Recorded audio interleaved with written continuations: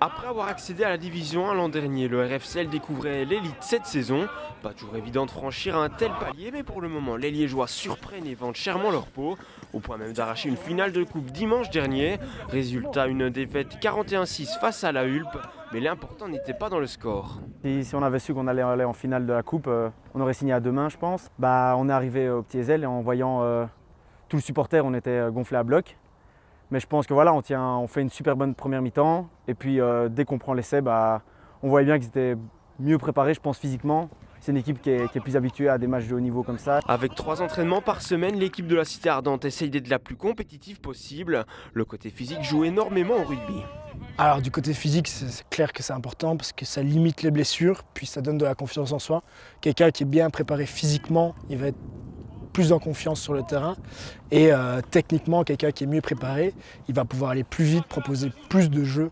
Tandis que quelqu'un qui va un peu plus lentement, qui n'est pas sûr de lui, il va être plus mauvais sur le terrain. Sans oublier que l'effectif des Liégeois est entièrement amateur. Pas toujours évident donc de combiner à la fois rugby haut niveau et obligation tant familiale que professionnelle. C'est ça qui est compliqué, c'est pour ça qu'on a des joueurs qui essayent de mettre des choses en place, des joueurs qui prennent le rôle de préparateur physique, qui nous mettent des séances, mais bon, on doit quand même les faire avant les entraînements, donc on a un peu moins de rugby.